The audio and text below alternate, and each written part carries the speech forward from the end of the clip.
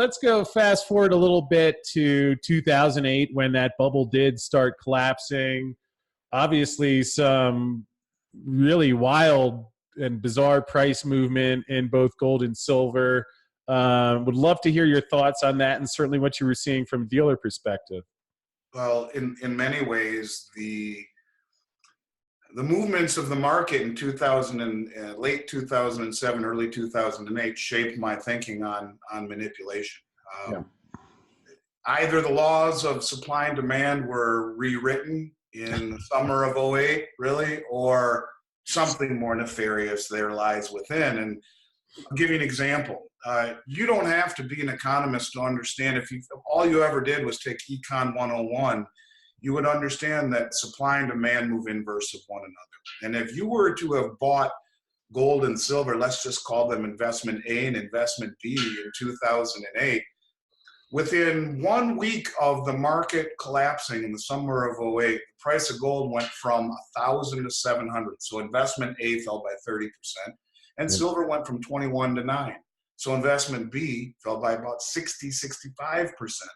And you don't need to be an economist to understand that if investment A is falling by 30% and investment B by 65%, don't even call them gold and silver, just any investment, there must be no demand for either of those. Because if the price is falling, that would imply that supply is being thrown onto the marketplace via people selling. No demand, the opposite, the antithesis of that. When in reality, what was happening was something much, much deeper.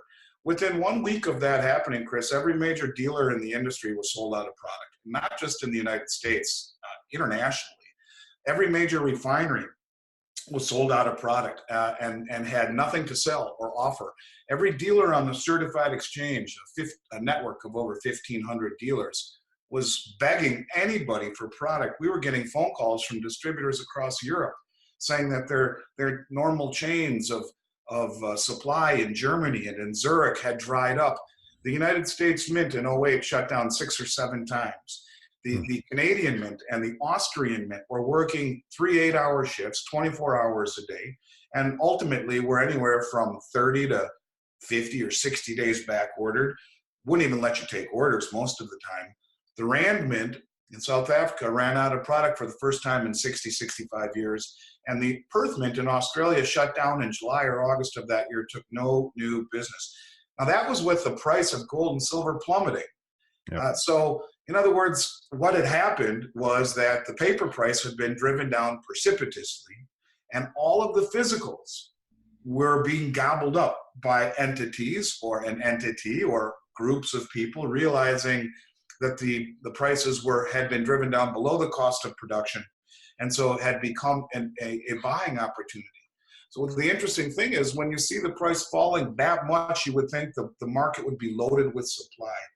Within 2 or 3 weeks of that happening, I thought I was going out of business. You could get no product anywhere from any dealer, from any refinery, or from any government mint. David Morgan, who I know is in your book, is a good friend of mine. I know an awful lot of my success to David. Called me up that fall in '08 as I was really pondering what I was going to do because no one had anything to sell. And he said, there's some folks that I've been dealing with here in my home state of Washington that have been in the medical device industry for 3 decades, and in particular, working with x-ray machines. And so they had literally a plethora of silver shot that they could quickly turn into silver bars. So they made these really horribly ugly 100-ounce silver bars that didn't even say silver on them. They just said 100 ounces. It's a company called Pyromet. That was the only silver, the only product, the only anything that we had to sell until literally November of 2008 when the mints finally came back online.